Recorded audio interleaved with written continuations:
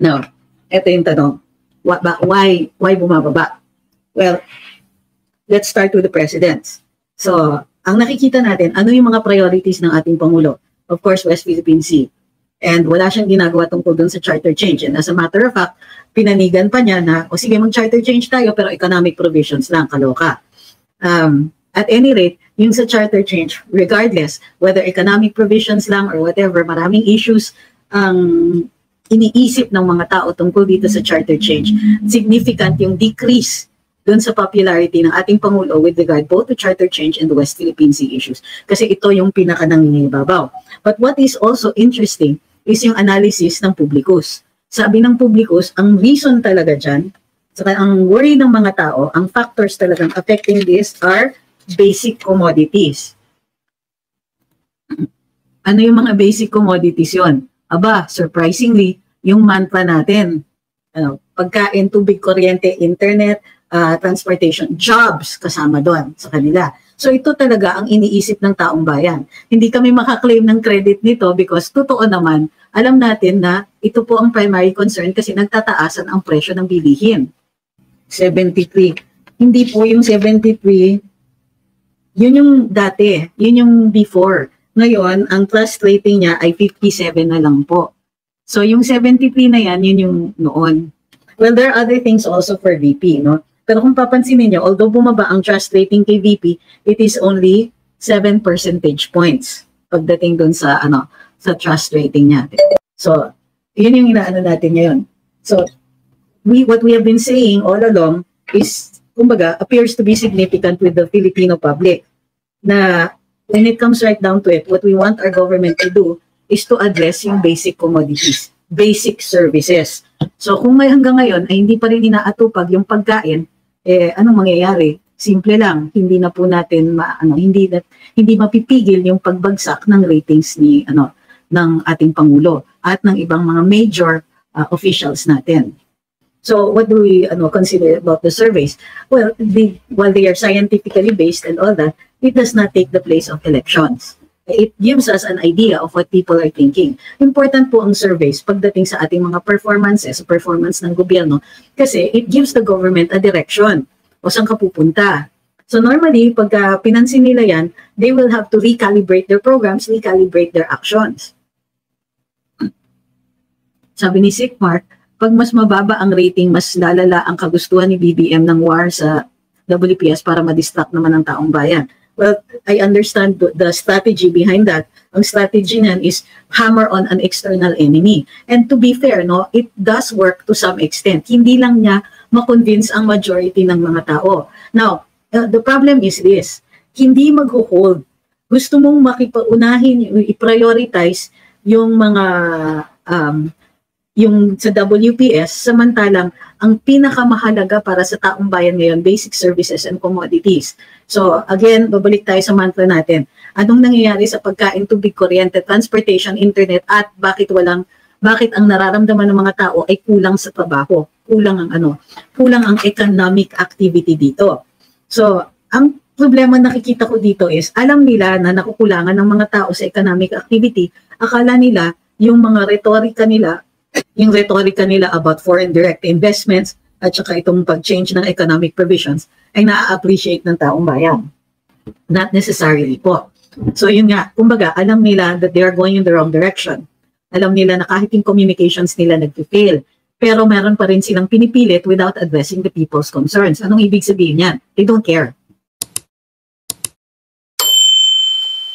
Ayun, anong oras na ba? Ayun, magandang tanghali po sa inyong lahat. Ako po si Trixie Cruz Angeles, ito ang Luminous. Di ako makapag-live kahapon kasi masama na talaga yung lagay ng aking boses. So I needed to take a break. So, but in the meantime, maraming salamat. Nandito po kayong lahat. Maraming salamat dun sa mga nasa TikTok. Parang wala akong nakikitang comments. Kung di po kayo makakomment sa TikTok, lipat lang po sa YouTube kasi may comment section tayo doon. So, at saka very active. So, magandang tanghali po sa inyong lahat.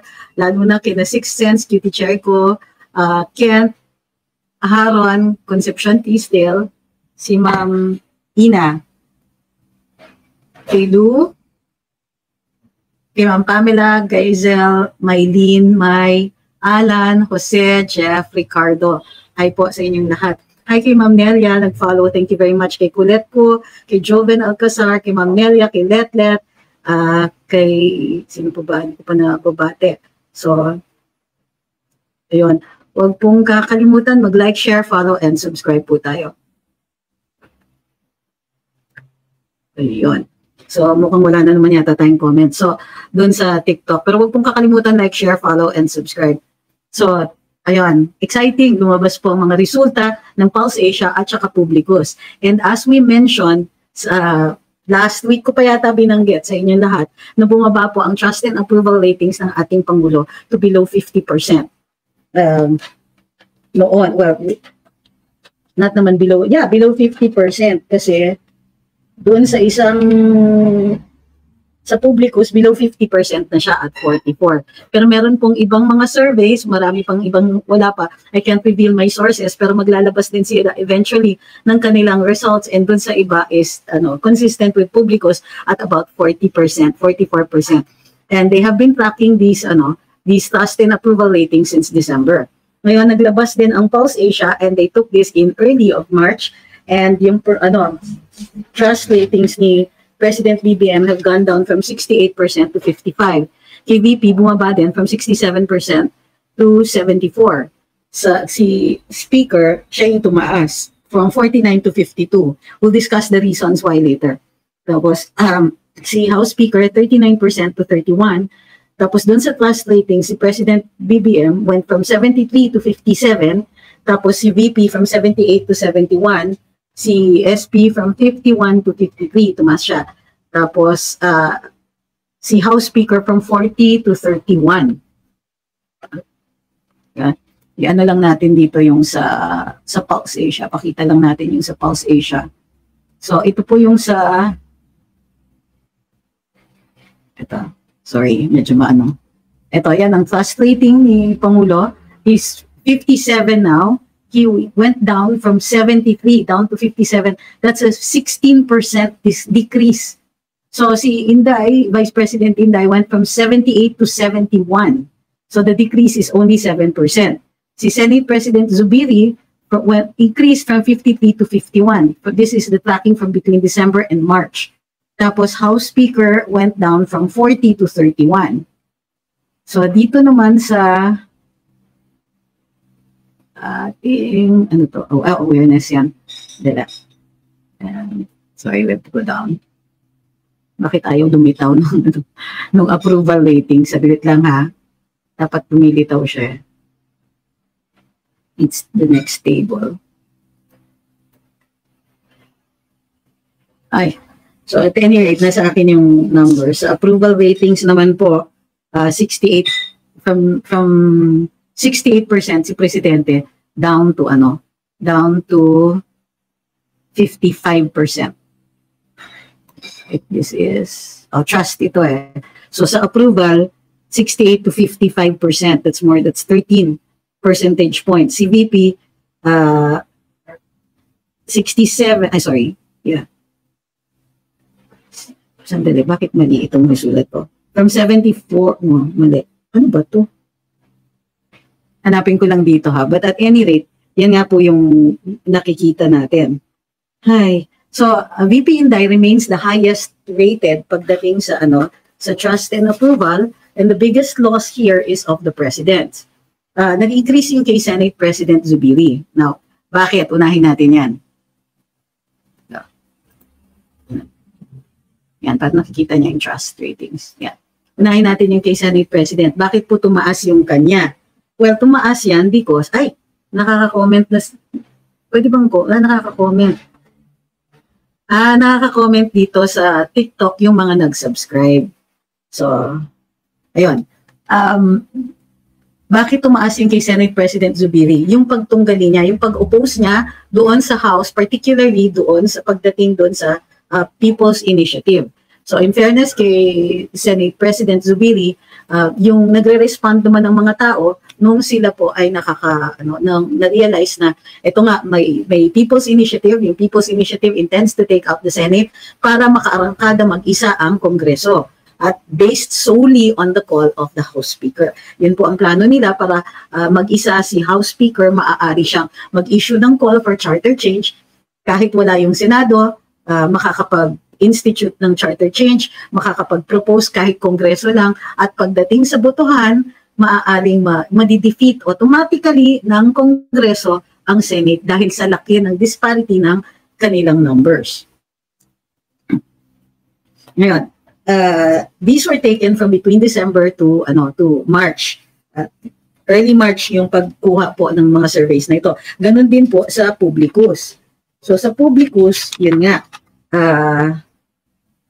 from 58% si President to 44%, tapos si VP from 59 to 53, si Speaker bumaba based on Publicus si Speaker, si Senate President bumaba din from 36 to 25 at si House Speaker from 47 to 42. Okay, so sabi sa Pulse Asia, no one has been spared. Lahat po bumaba, including dun sa iba si Supreme Court Chief Justice Alex Esmundo. Pero normally hindi natin dinidiscuss yung sa Supreme Court dahil hindi popularity contest 'yon. Okay. So sino yung dito? Ano yung mga tinatanong dito? Shout out kay Ma'am Sheila, she's in Lanao del Norte. So dun sa mga hindi maka-comment sa TikTok, huwag mag-alala pagka kayo nagpapadala, then i-mention ko pa rin kayo. So si Roy, thank you dun sa heart. At okay kaya. Si Azit Von at saka si Roger. Si Dan Alhambra, thank you very much din. Hi kay Jan. Okay. Alright. So madali yung kay Speaker kasi nga he took the side of the popular side which is against the People's Initiative, di ba? Before this, ang lumabas sa surveys ay yung response ng taong bayan in relation to charter change. So dun sa Pulse Asia, overwhelming at 88% ang ayaw sa charter change. Ang Tangere says there's a 52% approval. Pero if you will notice, wala ng information, walang details, walang data on what the questions were, what places yung tinanungan, how many percentage points, meron bang undecided, meron ba na walang breakdown. So, pero yun obviously ang pinanigan ng House. Now, shortly after lumabas yung sa Pulse Asia, tungkol dun sa charter change, syempre congressmen were very quick to criticize and to question itong findings nila. Samantalang hindi nila kinu-question at all yung sa Tangere. Now, sabi ni Digos, natawa naman ako sa kwento ni Digos, di ako believe sa survey. Pwede kasing bayaran yan. Walang imposible kay Lisa Marcos. Bayaran nila kapag gusto nila. Ito nga yung problema. Kung binayaran nila to, bakit bumaba sila? At ang laki ng pinagbaba ng ating Pangulo. So, well, para sa akin, of course, we have to take all of this with that idea in mind that there are possible manipulations and so on. Of course, that is always present in our minds. Sabi ni Rain Cloud, pag 30% na si Apo Lakay, endgame na siya, vulnerable na siya sa D-Stab or people power. Sabi ni Ma'am Chloe, congrats kay PRD, siya lang ata ang naging president na hindi bumaba ng 50% ang plus rating. Salamat PRD. Oo nga despite the fearless forecast ni Sunny Trillanes noon, nabababa below 50% within 3 months. Ayun, pagbaba ni Presidente Duterte, 90% ang approval rating niya. Now, ito yung tanong. Why bumababa? Well, let's start with the presidents. So, ang nakikita natin, ano yung mga priorities ng ating Pangulo? Of course, West Philippine Sea. And wala siyang ginagawa tungkol dun sa charter change. And as a matter of fact, pinanigan pa niya na, sige, mag-charter change tayo, pero economic provisions lang, kaloka. At any rate, yung sa charter change, regardless, whether economic provisions lang or whatever, maraming issues ang iniisip ng mga tao tungkol dito sa charter change. Significant yung decrease dun sa popularity ng ating Pangulo with regard both to charter change and the West Philippine Sea issues. Kasi ito yung pinaka-nangingibabaw. But what is also interesting is yung analysis ng Publicus. Sabi ng Publicus, ang reason talaga dyan, saka ang worry ng mga tao, ang factors talagang affecting this are basic commodities.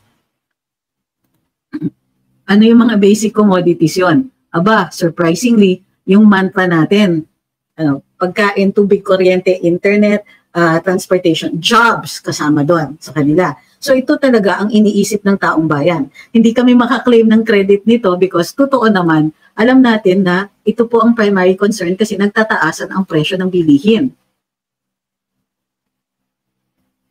So, huwag niyo akong sasabihan ng panotice po kung hindi po in point yung inyong tanong.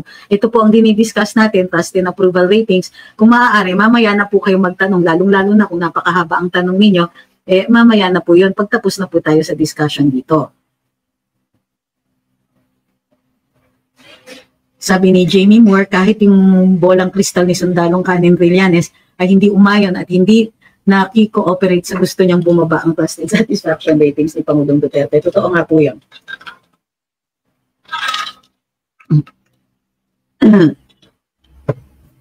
73.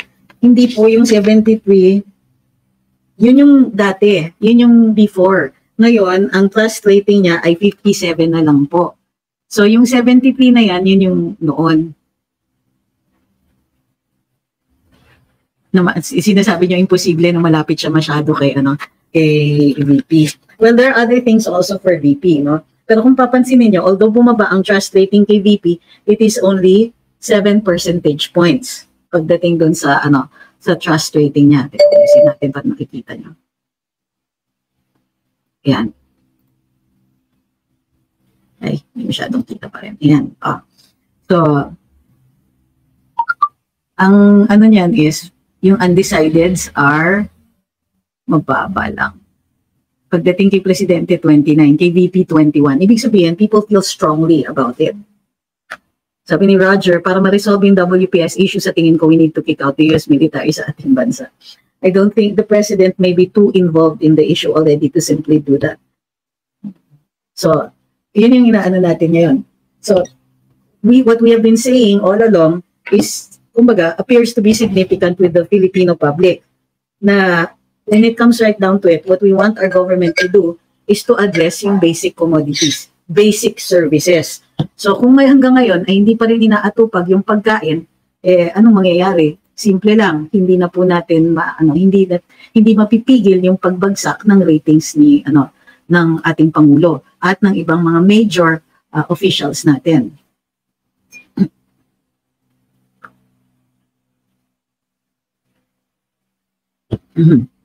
Sabi ni Pastor, ang nangyari kay PBBM, umupo muna pagka-presidente at bago nagplano, kaya walang konkreto na plano sa bansa. Sabi ni Ramon, if ever daw bumaba sa less than 10% ang trust rating sa presidente, what would happen to the president?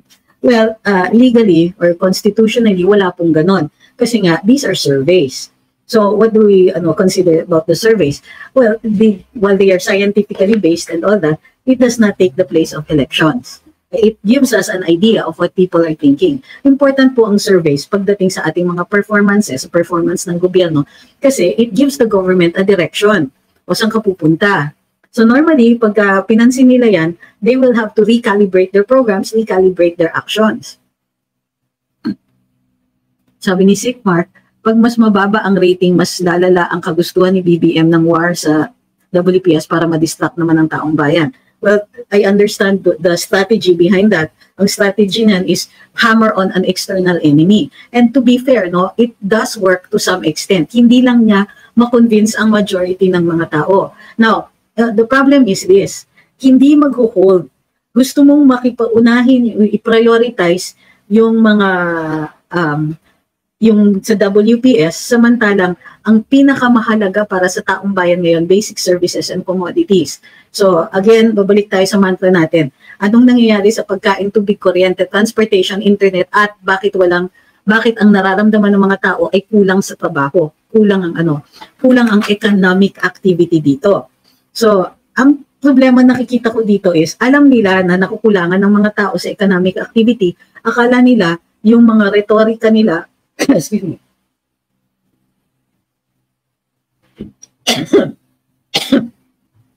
Naubo pa rin. Yung retorika nila about foreign direct investments at saka itong pag-change ng economic provisions ay na-appreciate ng taong bayan. Not necessarily po. So yun nga, kumbaga, alam nila that they are going in the wrong direction.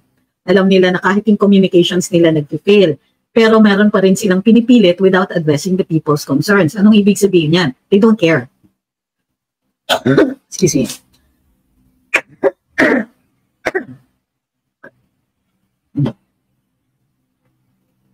Classic case dito yung bigas. Ito sabi ni Paul, nasa na yung 20 pesos na bigas. First of all, kailangan i-explain yon. Yung sinasabi ni Pangulong 20 pesos na bigas, he thought na mataas na yon and those are farm gate prices. Ang problema, mababa na po yan considering tumaas na lahat ng commodities. At 20 pesos na farm gate price, masyadong mababa yan para sa mga magsasaka. At nangingibabaw at namamayagpag pa rin, excuse me, ang ating mga middlemen. So, yung mga middlemen po, hindi pa natin nire-resolve yung problema doon. Alam ng DA, base doon sa mga statements ng ating kalihim, at alam ni Presidente kung ano ang pangangailangan na dapat pinupuno ng gobyerno, gayon pa man, hindi pa rin nila inaasikaso. So, ang mahalagang tignan dyan yung budget. Wala pong budget.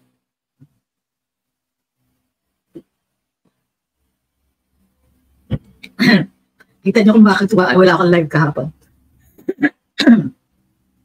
Wala pong budget para sa mga grain silos, dryers.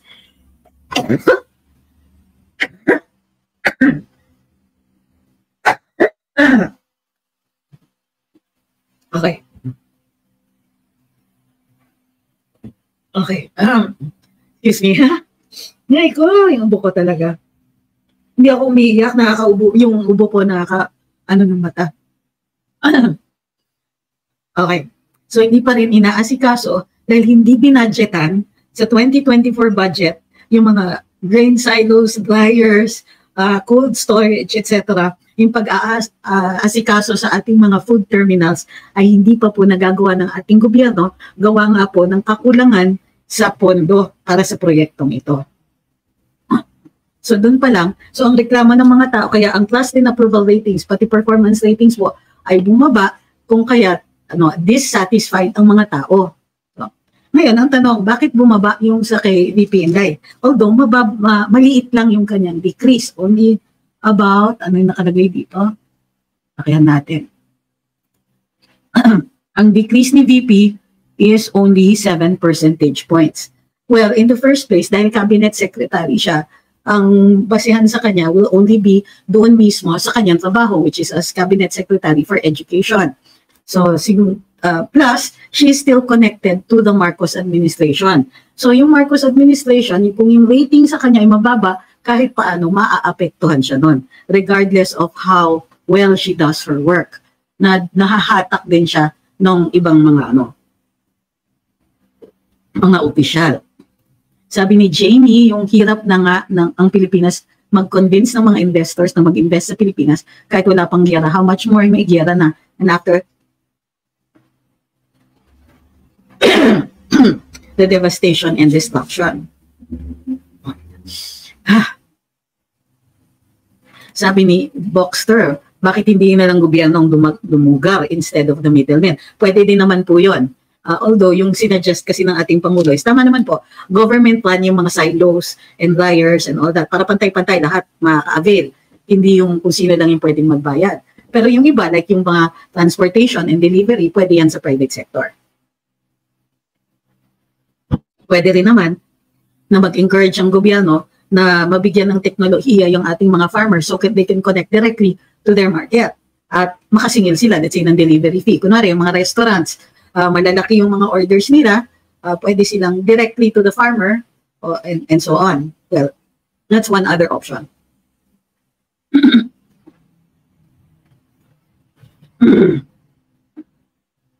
Sabi ni Ma'am Joan, puro WPS ang inaatupag. Itong El Nino, no concrete measures being done. Everything is drying up, especially rice fields. Totoo yan. Tapos ang inaatupag ng DNR, hindi nga mga priorities natin. Halimbawa, napabayaan yung sa plastics. Palibhasa kasi, ang ating DNR secretary, ang kanyang primary concern ay climate change. And it's a good concern. It's a good concern. Except that you cannot do climate change at the expense of everything else. So plastics, overload natin, yung contribution natin to the great floating island of trash is about 1/3. Ang laki eh. Tapos, di ba, we're one of the biggest contributors dyan sa, sa floating island of trash in the middle of the Pacific. In addition to which, ito pa, yung ang dami-dami pang ibang mga concerns like yung mga dumping, yung mga mga continuous dapat yung paglinis ng mga ilog, paghuhuli ng mga nag-violate ng mga pollution laws natin and so on. Bukod pa dito, reforestation, parang may naririnig na po tayong mga balita na merong mga kumukuha ng vast tracts of land for private use. So ito yung mga nakalaan para sa mga reforestation natin and so on. So kailangan tutukan yan ng DENR Secretary, but as we noticed, wala nga pong nangyayari masyado.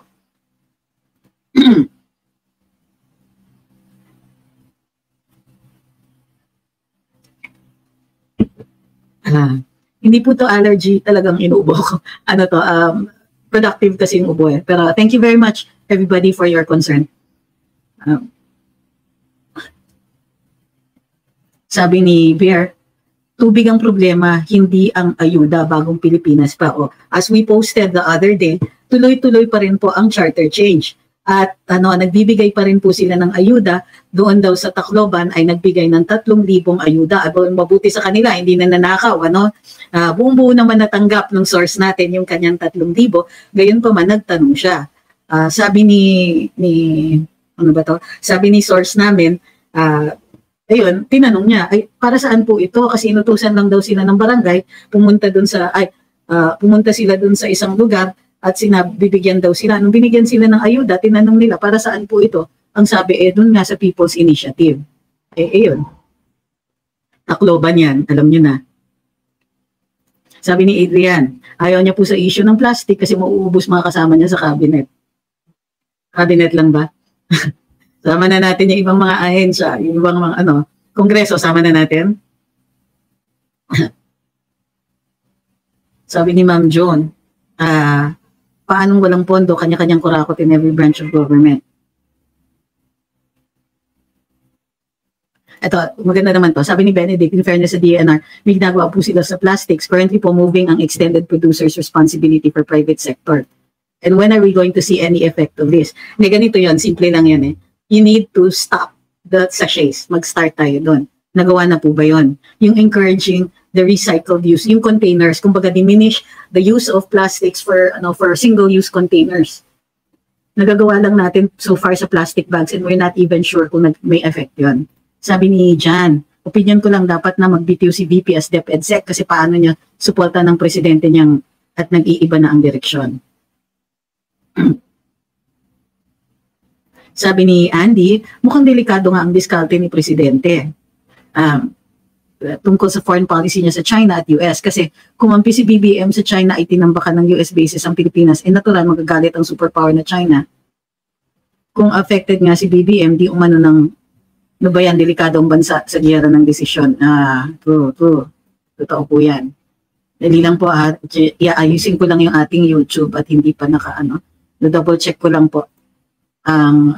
But keep writing your comments kasi nga po kailangan kong asikasuhin lang itong settings natin sa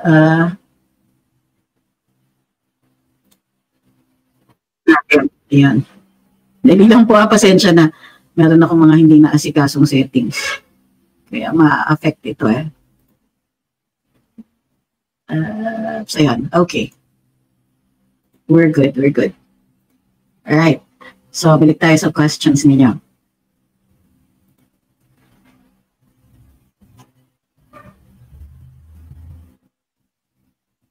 Sabi ni Rodel, NPICC, paki-spell out po kung anong NPICC. Huwag po kasi gagamit ng abbreviations thinking that everybody knows what they mean.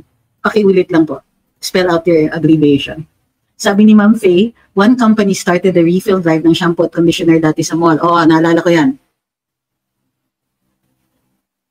Kaso ang pangit ng policy, ayaw nila ng di parehong brand na lalagyan at nagbebenta pa sila ng lalagyan. So wala din. Yun na nga.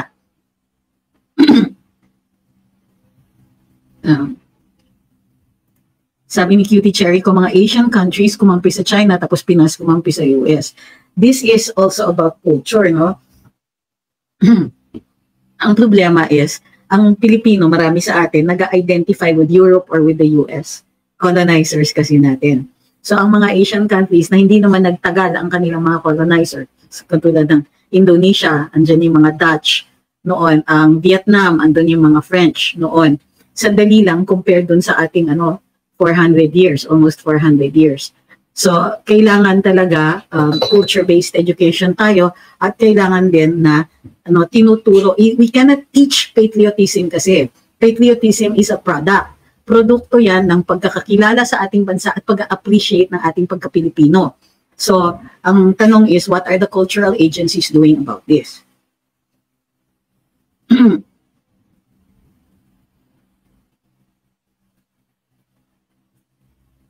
Sabi ni Edgar, ang malaking problema sa ating bansa ay sobrang korupsyon at sobrang taas ng mga bilihin. Sobrang daming Pilipino naghihirap dahil sa korupsyon at balik drug lord at kriminal. Yan ang pinakamalaking problema, hindi West Philippine Sea. Well, yes. Ganito nga yun eh. Alam nyo ba, may solusyon na noon doon sa West Philippine Sea issue na sinasabi na rin na alam din naman ni Presidente Marcos na dapat noon pa at the start of the Marcos administration, pinondohan natin ang ating mga mangingisda. Diba, kaya natin pala mag 500 billion na ayuda. Ano ba naman yung maglaan ng ilang milyon para sa ating mga mangingisda nang mabigyan sila makapaggawa ng mga cooperatives para mas malaki ang kanilang mga barko. Imbis na mga maliliit na bangka-bangka lang, mga outrigger or even yung ginagamit nila para umaabot sila dun sa tinatawag nating EEZ natin. Kung madalas tayo nandun, mas madali i-establish yung claim natin at mas mahihirapan ang China maghahabol ng mga maraming mga fisher folk dyan. So, but instead of doing that, inaaway, nilalabanan natin ng ganun. I mean, there are other ways. Kumbaga, there are so many ways to skin a cat. Imbis na hanapin yung mga peaceful resolutions or yung mga less confrontational and less aggressive ones, then yun yung which are less productive, then ganito na nga ang nagiging posisyon nila. Bumababa ang kanilang trust and approval ratings. So I'm very tempted to na kalabitin yung mga trolls. Tignan ninyo, wala kayong epekto. Yung ginagawa ninyong nang aaway kayo sa mga taong nagpapahayag lang at saka nagsasalita ayon sa aming karapatan, imbis na awayin nyo kami, isipin ninyo na, udyokin nyo po ang inyong mga amo dyan sa gobyerno na magkaroon po ng achievements. Kaso, hindi nyo po ginagawa yun eh. So bilang mga mamamayan, strongly suggest na itong pang-aaway ninyo, naintindihan ko na trabaho niyo yan, binabayaran kayo dyan. Pero gawin nyo din po yung tama para sa bayan. Sabi ni Bobby Rubio, pinalalabas nilang grabe ang gulo sa WPS kahit pwede namang daanin sa mahinahon na usapan sa China para anytime na lumala ang kaso sa pulburon, pwede siyang mag-declare ng ML. Style nila bulo. Hala.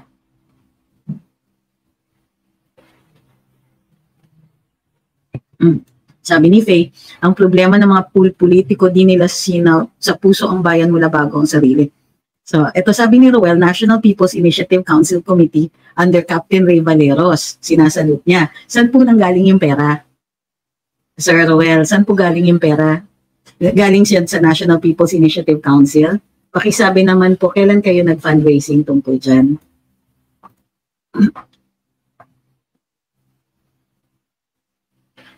Sabi ni Ma'am John, Indonesia's new president, Prabowo, recently just went to China. He emphasized the non-alignment policy, which is a continuation of Widodo's policy, while BBM reneged on his promise of FPRD's policy. Sabi ni JKQ, bilib talaga ako kay PBBM at tapang tao at ang galing ibala ang Pinoy, walang abiso sa publiko pero sa drug test takot naman.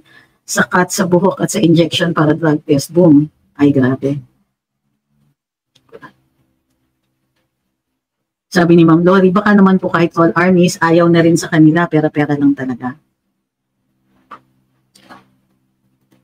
Sabi ni Andy, bakit kaya nauto ng US si BBM?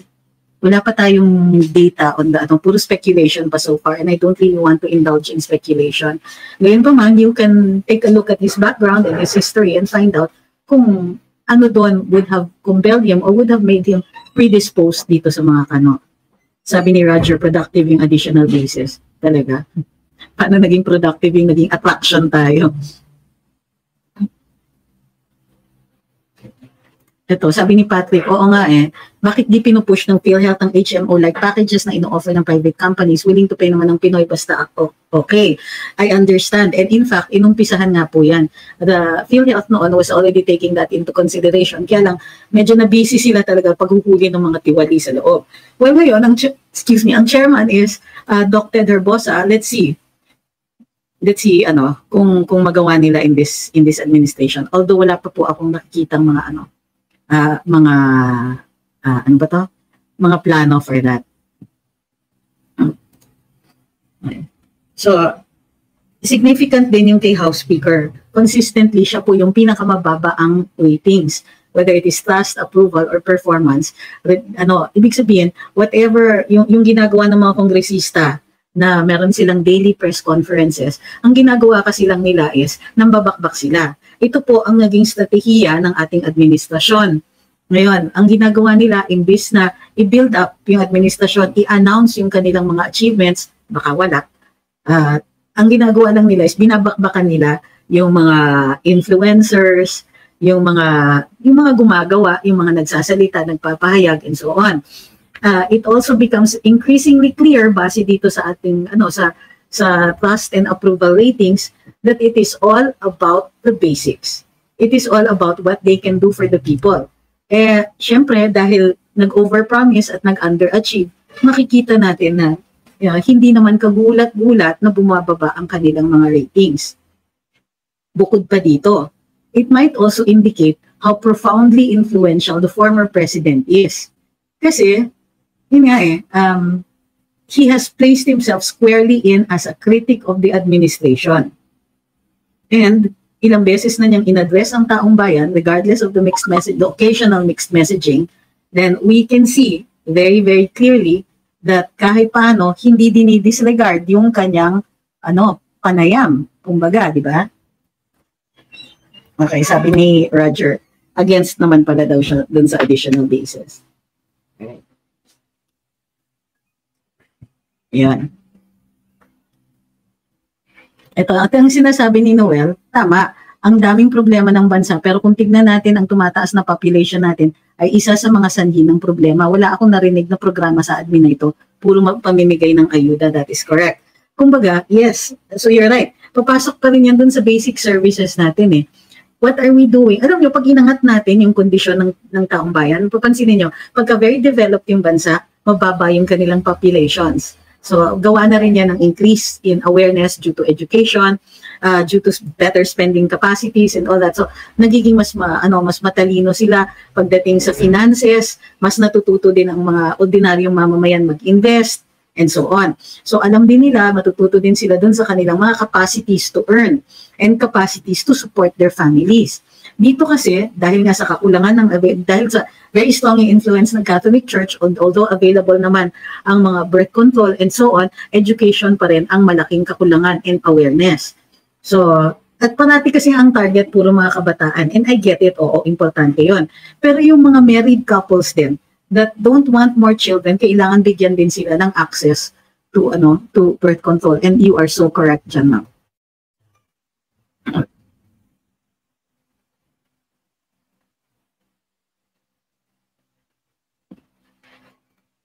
Sir, without you stating categorically that you did not get that from Congress, sabi niya walang fundraising.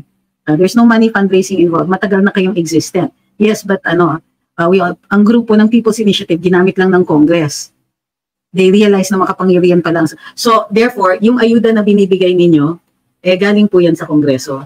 So, bakit kailangan magbigay ng ayuda kaakibat ng charter change? Hindi nyo kayang mag-convince ng mga tao without money?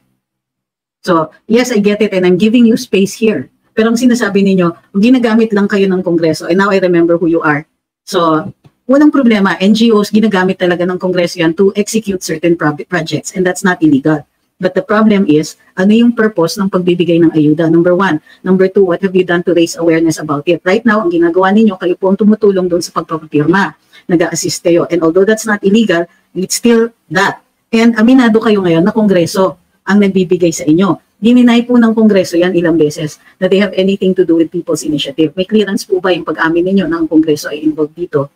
So again, hindi po inuuna ang pagpipirma doon sa education or doon sa awareness campaign. Inuuna po ang awareness campaign. And I'm sure kayang-kaya niyo po. Mas sang-ayon pa po ako sana kung binigay na lang sa inyo yung dapat para sa ayuda para makapag-conduct kayo ng awareness campaign prior to the signing. Pero alam po natin at alam din po ninyo na may hinahabol silang timetable. Sabi ni Korean lettering, ayuda equals short-term solution or band-aid solution. Sabi ni Ma'am Nila Marie, hindi ko maintindihan kung bakit mga PBBM loyalists pa rin, samantalang ayaw nitong magtrabaho, pinakatamad ng presidente, non-performer. Yeah. NPAs, oligarchs, drug addicts, nilalagay ng peligro ang bayan. Well, mahirap talaga magbago ng isip ang ibang tao. I think, pero given the surveys, I think may mga nagbago naman po ng isip. Sabi ni Ma'am Melissa, nagtitengang kawali ang administrasyong ito sa tunay na panawagan ng taong bayan. Sabi ni Judah, malay namin bayad yan, tahimik lang kami. BBM. Ano yan? Malay namin bayad yan, tahimik lang kami, BBM. What do you mean? Sabi ni Ma'am John, this is why BBM changed his stance in 2012. A U.S. Court of Appeals for the Ninth Circuit handed down a contempt judgment against Marcos Jr. is violating an injunction that barred them from... Ulang po. Sabi ni Patrick, alam ko na, kaya ayaw magbago kasi baka, ay, grabe kayo. Okay? So ayan, i-recap po natin. Ang maliwanag dito is that the poor performance of the administration is resulting in the lowered ratings. Okay, taking into consideration the possibility that this may not exactly be a fair survey. Okay na? Okay na?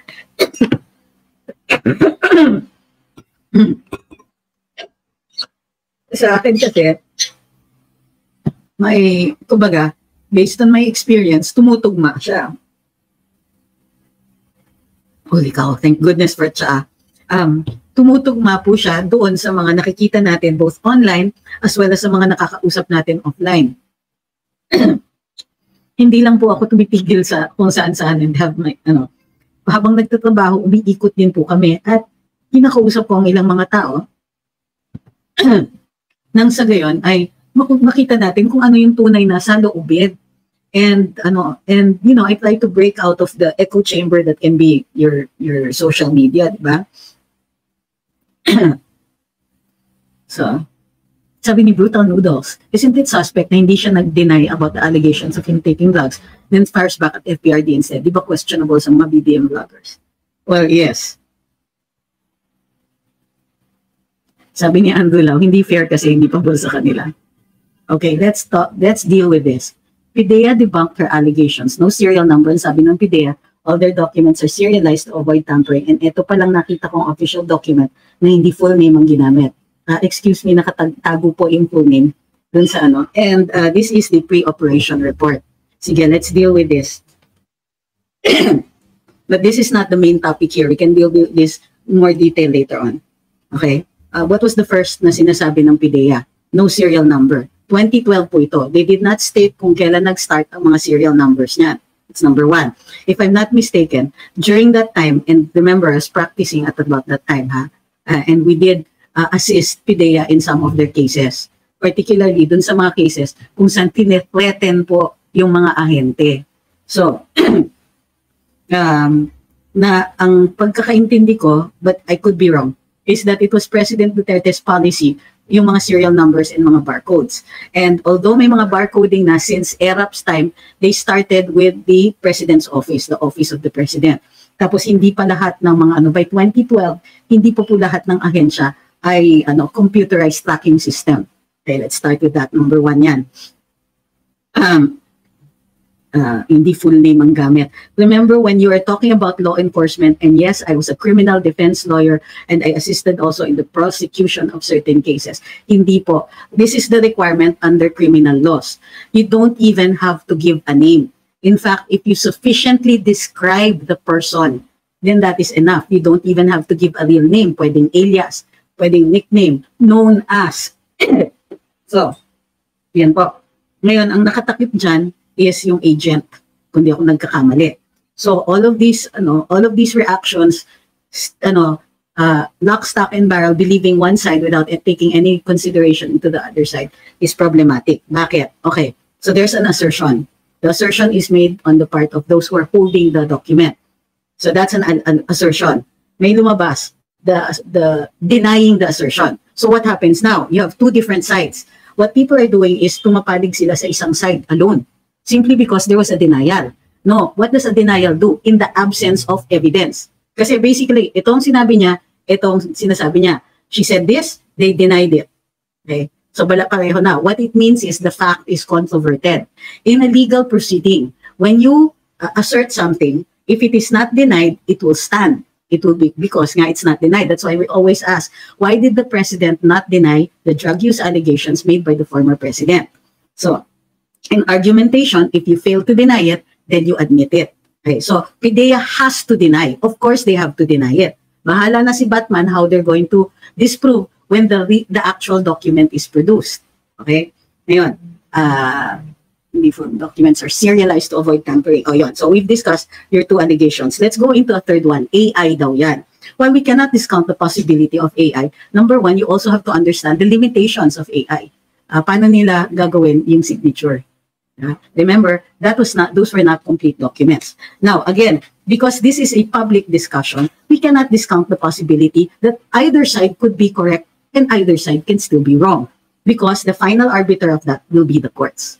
Or, in this case, the possibility of an impeachment court. Which is rarely about the law, but really about numbers. Sabi ni Brutal, nabasa ko na po. Sabi ni Nanay Lita, ginger lemon katapat yan. Yes, ma'am, after this. Right now, I am drinking yung immunity, yung cha that helps boost immunity. So, madaling sabi, may vitamin C siya. Lagundi daw for the cough. Ay, opo ma'am, we're taking that. Sabi ni Nanay Lita, kung nababasa lang sana ni BBM lahat ng comments natin talaga, sasabihin ko sa kanya, lubayan na niya ang gera effect at tumino siya. I'm sure you have the superiority of age, madam. Sabi ni Ma'am ni RG, gandang tanghali, sobrang init, 2 digits ang binaba ng rating ng PBBM. Sign na yan na walang iwala sa kanyang mga tao, mag-resign ka na lang para lumamig naman pakiramdam namin. Ayun ba yun? Sorry sir, ngayon ko lang na-gets. Sabi ni Nanay Lita, kung anak ko yan si BBM, talagang mapapalo ko siya. Huwag naman po, baka ma-child abuse. Sabi ni Sir Omar, kahit anong gawing pagdudokton ng PIDEA sa docu, medyo nabisto na sila. Ang tanging pagpapatunay ay kung sino nakapirma sa docu. Wait a little at mabibigla na lang kayo at walang lihim na hindi nabubunyag, PIDEA. Alam nila actually, alam nila kung kanino nanggaling yun. Meron din naman tayong mga sources sa loob. And they were anticipating this, kung kaya't yung isang source, they're now working to discredit him or her. High dose vitamin D, vitamin Z, and D. Yes, ma'am. Maraming salamat po sa concern. Ito, sabi ni ma'am, ni Raiki, half glass honey, 8 to 10 kalamansi. Alay! Hindi ba masakit? Sige po. Ang Ma'am Lea says, ang nakakainis sa mga ibang Congress at Senado, sobra nilang ginagawang tanga ang tao, lalo na itong mga troll na lagi na lang makipag-argumento na hindi i-accept ang mga katotohanan na announcement ng mga payo nyo. Well, alam nyo, tayo, nag-exercise tayo ng ating freedom of speech. Pwede naman nilang hindi tanggapin yung ating mga, ang ating mga analysis, yung ating mga well-meaning advice and so on. Pwede rin naman silang hindi makinig. It's not illegal. Pero, dahil ang kanyang mandato ay nanggagaling sa taong bayan, dapat concerned siya. Sabi ni Ma'am Christine, hindi po ba ang expose ni Maharlika hindi natuloy ang operation kasi may cabinet member ni Pinoy na nag-intercede? So why would a draft be filed and have a serial number? Good point, ma'am. Good point. Kung sa akin, systemic eh. Kung, are you sure may sistema na nun? And did they do the back serialing, kumbaga. So, hi kay Harold, nanonood siya sa TikTok. Hi kay Ma'am Princess Emily, kay DM Vlogs. Thank you for subscribing. Okay. Hi kay Christopher Angeles, nagpadala po siya ng rose. Kay Jars 2028, kay Uy, si Roger talaga nag-subscribe para makapag-comment. Maraming salamat. I think talagang TikTok ang gumagawa niyan para dumami. Ano. Hi kay, ano, ay, sorry. Ang dami kong na hindi nabasa. Thank you kay Roy ulit para sa kanyang, sa kanyang daming gifts na pinadala. Thank you din po kay Teresa Umpar para sa iyong roses. Bakit ngayon lang humingi ng apology si Cesar Chavez sa post ng Daily Tribune tungkol sa drug issue ni PBBM? Matagal nang nire-report. Bakit ngayon lang? Well, because this is the most serious. Yung iba para sa kanila, not worth it. Para sa kanila, that is their opinion. Yun po. Sabi ni Zavros, lahat na lang ba ng kapalpakan ng gobyerno ito agad-agad na pagtatakpan? What do you mean? Ma'am Cheryl says, worst policy ni BBM ang possible war against China. Hindi ko talaga siya mapatawad pag natuloy yun. Well, ma'am, malaki din po. Ay, Ma'am Cheryl, thank you very much dun sa roses. I think that it's brinksmanship. He does not intend it to go to war. He just wants to make it look like we're willing to do that. He may pull back later on, but it will really depend on the seriousness of his involvement. Thank you kay Ma'am Wendy. So, what does this mean for us? Well, kasi pwedeng it won't be an actual bang-bang war. Diba? Pwedeng mag-start sila na hindi tayo pansinin sa trade natin. Tatanggapin nila yung mga, and they've done this before. Tatanggapin yung mga exports natin, tapos pagdating doon, hindi kayo aabot doon sa standards. So, tapon. Diba? Maraming malulugi ng mga exporters natin sa ganyan. So, sabi ni Andy Tejones, sana naman ang AFP, PNP, iprotektahan ang mga mamamayang Pilipino, hindi ang namumuno sa bansa na ipapahamak ang bansa sa giyaran sa maling desisyon na mag-isa. Well, ako, kumakapit pa rin ako na nag-iisip naman ang ating armed forces, nag-iisip din naman ang ating mga PNP. And while they are subservient, kasi syempre, Commander-in-Chief ang ating Pangulo at kailangan obedient sila dahil matatanggal sila sa trabaho if they're not. Pero tinitignan ko rin yung oppression sa kanila na nararamdaman naman nila. Siyempre, dahil although PNP at AFP sila, nararamdaman din po nila yung mahal ng bilihin. Nararamdaman din po nila yung failure ng ating gobyerno na i-address ang mga problemang ito. At yung dating excuse na bigyan nyo naman ng time ang ating Pangulo na ma-address yan, hindi naman yan matatapos agad-agad, and so on, alam natin na hindi na totoo. Dahil kahit yung pag-uumpisa ng sa infrastructure, ng mga bago, hindi natin nakikita. Yung pag-uumpisa ng pagsasagot ng infrastructure needed for our agriculture, hindi pa rin nauumpisahan. Pag-privatize, tutuloy nila ang privatization nung bus lane, bus lane ba yun? Doon sa EDSA, may iba pa silang nakasalang ng mga privatization efforts. Kumbaga,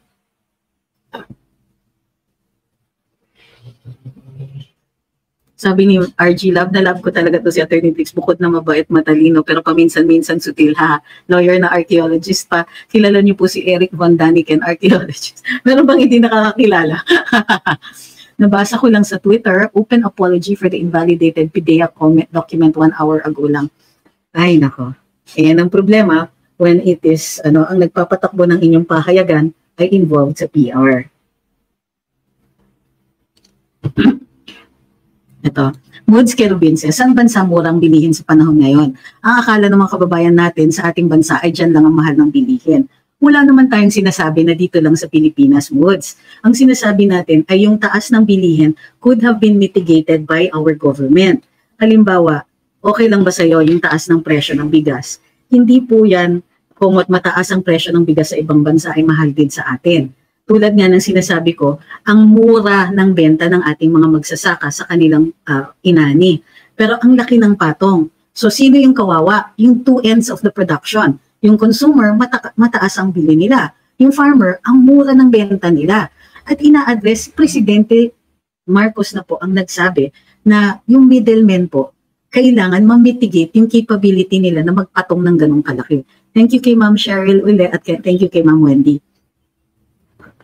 So, yung taas ng presyo halimbawa ng crudo, worldwide po yan. Pero yung kuryente natin, napakamahal pa rin. And it isn't anymore because mataas ang krudo. Meron tayong mga coal na na power producers dito, pero hindi tayo maka-import kasi merong policy na kailangan lahat muna ng mga diesel fuel ang unahin. In other words, hindi tayo, although inuumpisahan na ni Sec Populotilla yung pag-aayos ng ng renewables natin, mayroon pang mga existing policies that defeat that purpose. O transportation, bakit mahal? One, mahal nga pa kasi ang krudo. Pero other than that, dapat po kasi talaga yan ang sinasubsidize natin para sa taong bayan, imbis na pina-privatize. So, it isn't because sinasabi natin mahal ang bilihin dito dahil mahal din ang bilihin abroad. Iba po yung factors dito. And hindi natin pwedeng sabihin na kumat mataas ang presyo abroad, halimbawa, for very particular items such as pagkain, tayo po ay producer ng pagkain. So in theory, dapat mura ang pagkain dito sa Pilipinas. But that's not what's happening. And very, very basic po ang pagkain. Dahil sobrang basic ng pagkain, yan ang uunahin syempre na nagagastusin ng ordinaryong mamamayan. And therefore, very little is left for things like healthcare and education. Tuloy-tuloy magiging mangmang ang taong bayan, tuloy-tuloy pong malululong sa kanilang kahirapan because it is very hard to recover pag health issue ang kalaban mo, na ang kahirapan, ang resulta ang dahilan ng kahirapan ng iyong pamilya.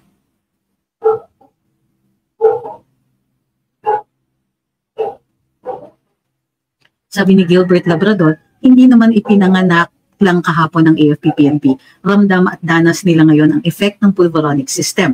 Alam na nila ang gagawin nila. Pwede. Dodoy says, wala bang magagawa ang gobyerno para wakasan ang patong ng mga rice dealers sa presyo ng bigas? Kung tutusin, mura lang bili nila sa mga magsasaka. Well, dati po, ang NFA po ang gumagawa ng ganyan. And to some extent, they still do kasi sila po pa rin ang nagmamanage ng tinatawag nating buffer stock. So, but the problem is, because of the imports, wala na po kasing quota on our importations, kung kaya we become flooded with cheap price na pagka yung mga middlemen, sila din po yung mga importers. So, they set the prices at basically the same rates. Kaya hindi bumababa, walang competition. So, kahit na meron tayong very liberal na importation policy, pagpasok ng bigas dito, yung mga traders ay ipapatong nila. Kaya ganyan pa rin, 60 pesos pa rin ang bigas. Hindi po nakakatulong yung importations.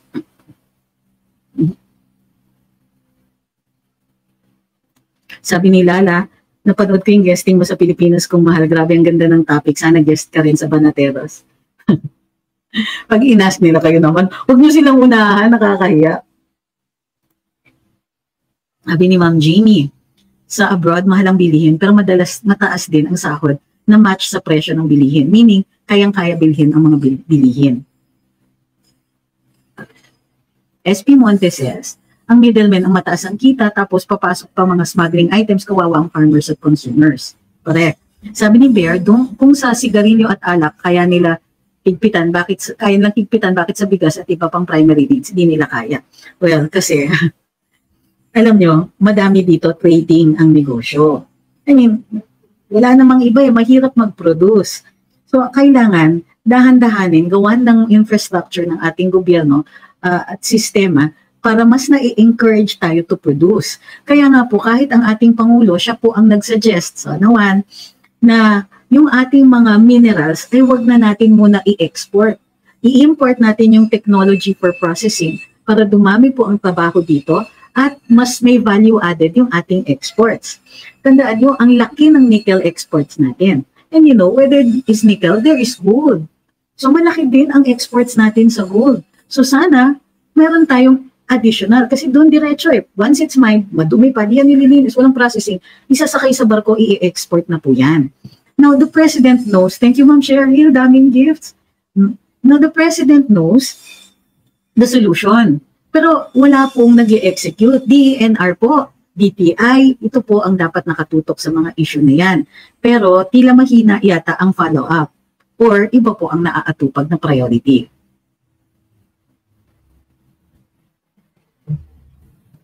Sabi ni Sir Ruel, sa papel po ang pera transaction, big time business connection. Sabi ni Eric, Dito sa Thailand, kahit tumaas ang presyo, hindi ramdam ng mga locals. Oh, see?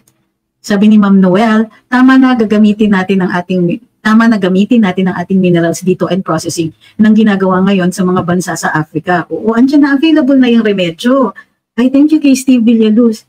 Well, that is now our problem. Bakit hindi nagagawa? So sasabihin nila, foreign direct investments na naman dapat yan. Walang problema. Pero hindi nga conducive yung ating economic atmosphere, kumbaga. But it isn't about charter change. So like we said, ang nangyayari dito, wala tayong ibang conclusion kung hindi isipin ito. Number one, inaatupag ninyo at term extensions. Oy, dadami na naman calls later on. Bakit term extensions? Kasi yun muna ang gusto nila before they actually give us anything. So yan po, that's the use of their power is concentrated largely on the extension of that power. Tapos saka na lang nila tayo susuklian. Assuming na susuklian pa nila tayo. For all you know, mamihasa sila sa ginagawa nilang ganito. Sabi ni Jose Floro, elegante ng kanyang language. By far, clearly, the president has nothing to show for but an increasing chaos. Sabi ni JP, given the scandals, imposibleng mag-resign ng president. Ang options, ang pwede gawin para tanggalin, anong pwedeng gawin para tanggalin siya sa pwesto? Impeachment, malabo. Dahil hawak nila ang Senate at Congress, matagal pa 2028. Well, I think the strategy now is to put in as many opposition or opposition-like people in Senate. Mahirap kasi yung isa-isa yun dun sa Kongreso. So kahit ang problema rin lang, but this strategy protects the impeachment of people like Inday and so on. Ang problema na nga rin lang natin is that the House is still there. So ideally, dapat naghihikayat tayo ng mga oposisyon na tumakbo and that now is our job. Okay. Pag muna natin batikusin yung, pwede naman batikusin. Huwag muna natin i-okray masyado yung party list. Pero hanapin natin yung mga party lists na mala oposisyon. Yung hindi nila titiisin itong speaker. Tapos wag na natin po iboto yung mga nakaupo ngayon, maliban lang dun sa 8 na nag-oppose dun sa SMNI. Diba? Dun sa pagtanggal ng prangkisa ng SMNI.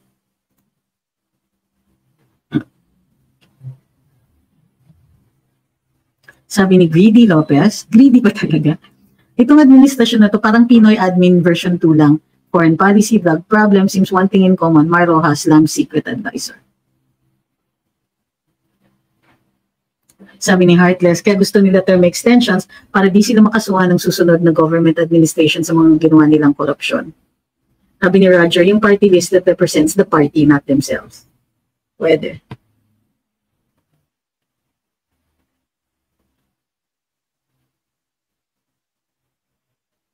Sabi ni Ma'am Cheryl, balik na po ako dito sa YT, hindi po ako makakomment sa TikTok. Oo nga eh. Kailangan kasi subscribers.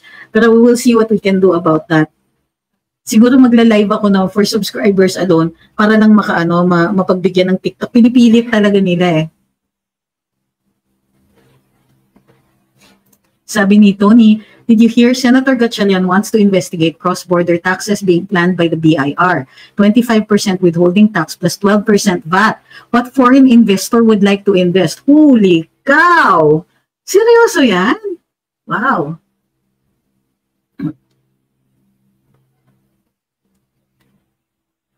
So, maraming salamat kay OFW Josh TV sa inyong super chat. So, ayan. Paubos na naman yung boses. Yun yung timer ko pag nauubos na yung boses. So ito po ang masasabi natin ngayon. May epekto na rin po, finally. Ito yung nakakatawa eh. Ang reason kung bakit bumabagsak ang ratings ng ating mga ilang opisyales ay dahil sa kawalan ng achievements. Ay dahil yung mga talagang tinutuunan ng pansin ng taong bayan ay yung mga tumatama sa kanilang sikmura. Pagkain, tubig, kuryente, internet, transportation, trabaho. So, kailangan meron man lang response ang ating Pangulo at ang kanyang gabinete sa mga concerns ng taong bayan. Otherwise, hindi nila mapipigil yung pagbagsak nito. Bukod pa dyan, bakit po ang inaaway ninyo yung mga taong nagsasabi ng totoo? O yung at least yung pumupuna, yung mga kritiko. Bakit yung mga kritiko babakbakan ninyo? Eh kung nag-spend na lang kayo ng energy at saka pera sa pag-aayos, katulad ng pag-aayos ng logistics system natin sa agrikultura. Kung ito po ang tinututukan ninyo, mismong mga nagsasalita, mismong mga kritiko will have something to praise. You know, it's garbage in, garbage out for the government. So, mga kaibigan dyan sa gobyerno, parang awa nyo na. Go, i-generate nyo naman yung achievements. Ang mga taong nagsasalita, hindi po kami ang target ninyo. Umayos kayo, gumawa kayo ng achievements. Nang sa gayon, mahihirapan kaming pumuna. Eh right now, mismong mga sarili niyong tools, wala pong mahanap na iyayabang para sa administrasyon. Muli, yung aming mantra, asa na? Pagkain, tubig, kuryente, transportation, internet, at ngayon nadagdagan, nasa na po ang pagdagdag ng trabaho? Meron ba kayong ginagawa para ma-encourage ang local investors? Inaayos niyo po ba ang red tape? Abay sa sarili naming barangay, Barangay Rodriguez, mahiya naman, dito sa Quezon City. Ang sarili naming barangay, ang daming steps para magtayo ng negosyo, para para kumuha ng rehistro para sa negosyo. Ano po ba naman yan? Ano pong ginagawa ninyo para dun sa mga maliliit na negosyante? Abay, imbis na ayuda, bakit hindi na lang mga maliliit na loans na maganda ang terms at ma-encourage ang taong bayan na mag-set up ng mga negosyo? As it is, ano ba yung negosyong patok na patok ngayon? Yung mga illegal, yung mga nawala na dati. O alam niyo na kung sino yung mga yon. Aba, murang-mura na produkto nila. Parang gumanda yung kanilang sales projection for the year. Imbis na ang laki ng pinupondo ninyo sa communications para tanggapin namin yung inyong dirty little war. Bakit hindi nyo na lang tulungan umasenso? Hindi ba yun naman talagang mandato? Hindi ba yun naman po talaga ang dapat ang dahilan kung bakit kayo ang binoto ng taong bayan? Ngayon kitang-kita at walang nararamdaman. Sobrang bagsak ang ekonomiya. Kahit sabihin nyo pang, ay bumaba ang inflation, ay bumaba ang ganito, ganyan. It's no, yung inyong salita, it does not substitute for the people's feelings. It does not substitute for the people's first-hand experience. Yung mga lipas na po yung panahon. Yung sinasabi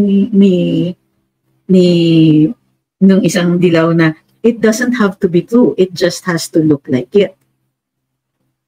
So muli yung akala ninyo ba, PR ang solusyon sa lahat ng problema ninyo? Oo, problema ninyo ang image. Pero problema ang image dahil kulang kayo sa gawa. Huwag na po tayong na ikaw kasi ganito ka, ikaw pangit ka. Yun yung favorite ko eh. Ang daming yung kabila, akala nila panalong-panalo sila. So feeling nila, ito po ay dahilan para mang-libel. Huwag pong mag-alala. Timing lang po ang lahat. At ang prescriptive period po ng libel, aral-aralin ninyo. So, at imbis na, katulad nga ng sinasabi natin paulit-ulit, hindi po kami yung problema. Ang problema ninyo, wala kayong achievement. At bukod pa doon, kukuha na rin lang ng tolls ang ating gobyerno, yun pa lang, yung pang mga inarticulate, talentless, lacking in education, lacking in elegance, or lacking in the ability to the ability and command of language. Kukuha na rin lang kayong mga tao na magsasalita para sa inyo, palpak pa. At nanggagalit. Sa tingin nyo ba, itong trolling ninyo, yung pagpipilit na maggalit kami, yan po ang solusyon ninyo? Abay, nahahawa lang po ang principal ng mga trolls sa galit. So, libreng abiso na lang yan. Libreng advice po yan. No achievement, bad ratings. Yan lang po yung math na kailangan ninyo. Yan po ay science. Maraming salamat at sa uulitin, recover ko lang po yung boses at titignan natin if wala na naman akong magawa. Baka sa TikTok ako mag-live later on para makabawi dun sa mga hindi naka-comment. Gayon pa man, maraming salamat sa lahat na nandito. Maraming salamat po sa lahat ng nagpapadala ng tulong, nagpapadala ng suporta, sa mga encouragement ninyo at lalong-lalo na po sa lahat ng nagdadasal para sa amin. Ramdam na ramdam po namin yung inyong dasal, yung inyong tulong, lahat po yan. Maraming salamat po sa inyo. At hiling naman po namin, ang dasal naman namin in turn, kayo po ay parating nasa mabuting lagay kahit nakaka-bad trip ang ating ang lagay ng ating bayan, kahit nakaka-stress ang taas ng presyo ng bilihin. Pinagdadasal namin po kayo na kahit paano, nasa mabuting lagay, mabuting kalusugan. Ingat-ingat po ang lahat. Huwag po kayong mahawa sa akin. Ingat ang lahat, ingatan ang inyong kalusugan. Kailangan pa po kayo ng ating bayan. Maraming salamat. We'll see you again soon.